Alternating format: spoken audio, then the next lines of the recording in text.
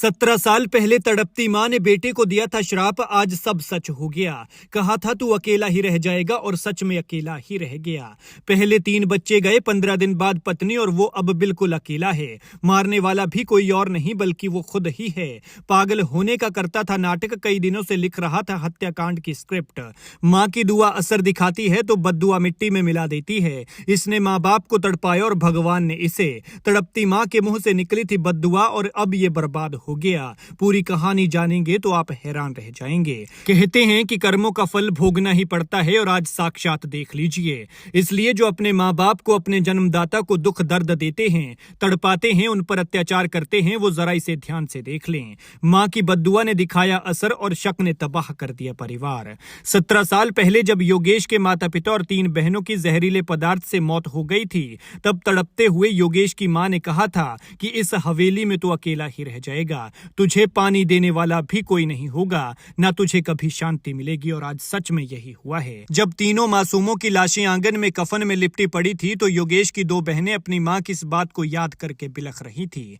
देखिए इन बच्चों को कितने प्यारे हैं, लेकिन कमबख्त इनकी किस्मत ऐसी है कि इनके बाप ने ही इन्हें मौत के घाट उतार दिया, और वो भी बेहद दर्दनाक तरीके से, माथे के बीचों बीच गोली मारकर। दरअसल ये दुखद कहानी यूपी के सहारनपुर की है, जहां योगेश उर्फ बिल्लू नाम के शख्स ने अपनी पत्नी और 3 बच्चों को गोली मार दी। तीनों बच्चों की तो मौके पर ही मौत हो गई थी और पत्नी ने 15 दिन बाद अब दम तोड़ दिया। श्रद्धा, देवांश और शिवांश के शवों को देखकर उनकी बुआ सीमा और गुड्डी बार बार बेहोश हो रही थी। वो बार बार कह रही थी कि योगेश ने अपने अहंकार और शक के चक्कर में घर के चिरागों को बुझा दिया।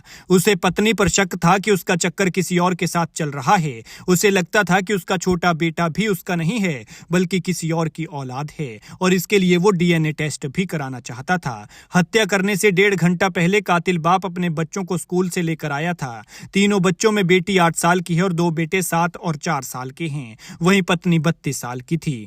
लेकिन स्कूल से लौटते ही इसने अपना कमरा बंद किया और बंद कमरे में पत्नी और तीनों बच्चों के माथे के बीचों बीच गोली मार दी। गोली मारने के बाद सनकी बाप ने खुद पुलिस को फोन कर कहा कि मैंने इन्हें गोली मार दी है, आकर उठा लो वरना मैं खुद को भी गोली मार लूंगा।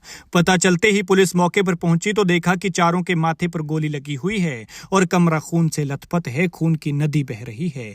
बेटी की मौत हो चुकी थी और बेटे और पत्नी तड़प रही थी, जिसके बाद इन्हें हॉस्पिटल ले जाया गया, जहां 2 बेटों ने दम तोड़ दिया और पत्नी ने 15 दिन बाद अब अंतिम सांस ली। बताया जा रहा है कि योगेश पिछले कई दिन से इस हत्याकांड की साजिश रच रहा था और खुद को मानसिक रूप से बीमार दिखाने की कोशिश कर रहा था।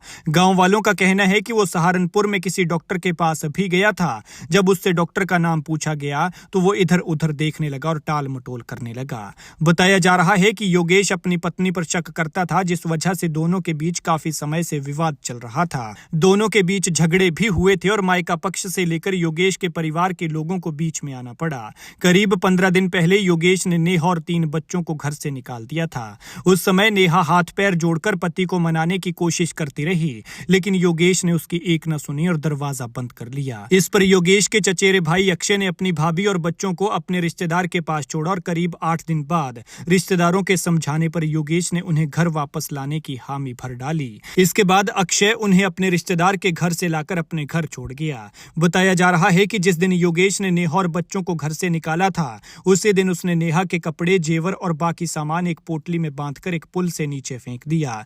जब ग्रामीणों ने पुल के नीचे पड़ी पोटली देखी तो पहले लगा कि किसी ने तंत्र मंत्र किया हुआ है, लेकिन किसी ने इस पोटली को बाहर निकाला और खोला तो पता चला कि इसमें योगेश की पत्नी नेहा के कपड़े हैं, जिसके बाद इन्हें साफ कर पत्नी को लौटाया। बताया जा रहा है कि 17 साल पहले योगेश के माता पिता और 3 बहनों की जहरीला पदार्थ खाने से मौत हो गई थी। तब तड़पती हुई मां ने योगेश को बद्दुआ दी थी कि इस हवेली में तू अकेला ही रहेगा, कोई तुझे पानी देने वाला भी नहीं होगा और ना ही तुझे कभी शांति मिलेगी। और आज 17 साल बाद सच में ये हुआ है। इस बाप ने बच्चों को क्यों मारा, इसको लेकर भी बहुत बड़ी वजह सामने आई है। पुलिस गिरफ्त में आरोपी ने बताया है कि तीनों बच्चे अपनी मम्मी की तरफदारी करते थे। जब झगड़ा होता था तब बच्चे कहते थे कि पापा आप गलत हो, मम्मी सही हैं, और इसी वजह से उसने अपने बच्चों को मार डाला।